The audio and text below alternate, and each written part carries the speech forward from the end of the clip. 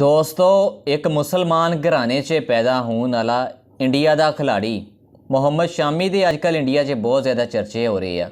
India की government तो India के लोग मुहम्मद शामी ते बहुत ज़्यादा मेहरबान होए पे है।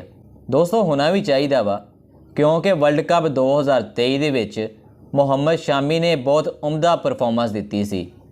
मुहम्मद शामी ने अपने मुल्क वास्ते 24 विकटां इस वर्ल्ड कप दे विच हासिल कीतियां सी। दोस्तों, तो मैं दसदा जावां कि 2011 का वर्ल्ड कप जिहड़ा कि इंडिया ने अपने मुल्क दे विच जित्तिया सी, उस वर्ल्ड कप दे विच इंडियन बॉलर जहीर खान ने 21 विकटां हासिल कीतियां सी। लेकिन इस वर्ल्ड कप दे विच मुहम्मद शामी ने जहीर खान का भी रिकॉर्ड तोड़ता सी। मुहम्मद शामी ने इस वर्ल्ड कप दे विच बहुत उम्दा परफॉर्मेंस दी। मुहम्मद शामी ने 24 विकटां हासिल कीतियां सी। मुहम्मद शामी की उम्दा परफॉर्मेंस की वजह तो इंडियन क्रिकेट टीम फाइनल दे विच पहुंची सी।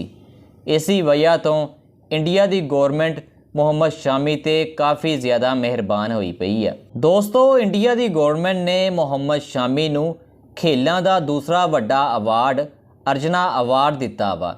मुहम्मद शामी ने इस बारे ये कहा वा कि यह अवार्ड हासिल करने वास्ते लोगों दीयां उम्रां लंघ जांदियां वा, लेकिन इंडिया की गौरमेंट का मैं शुक्रगुजार हाँ कि इंडिया की गौरमेंट ने मैनू इस काबिल समझिया। वर्ल्ड कप 2023 दे विच इंडियन क्रिकेट टीम वास्ते मुहम्मद शामी ने बहुत विकटां हासिल कीतियां सी, जिहदी वजह तो इंडिया की गौरमेंट ने मुहम्मद शामी नूं यह अवार्ड दिता वा। दोस्तों, वर्ल्ड कप 2023 के दौरान उत्तर प्रदेश के वज़ीर आला योगी आदित्यनाथ ने भी मुहम्मद शामी की तारीफ की सी।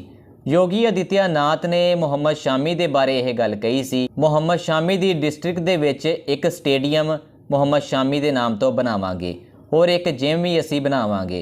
दोस्तों, मुहम्मद शामी की वर्ल्ड कप दे विच बहुत उम्दा परफॉर्मेंस की वजह तो इंडिया की गौरमेंट मुहम्मद शामी ते मेहरबान हुई पई है। दोस्तों, मेहरबान होना भी चाहिए वा, क्योंकि मुहम्मद शामी ने इंडिया वास्ते बहुत उम्दा परफॉर्मेंस दी सी।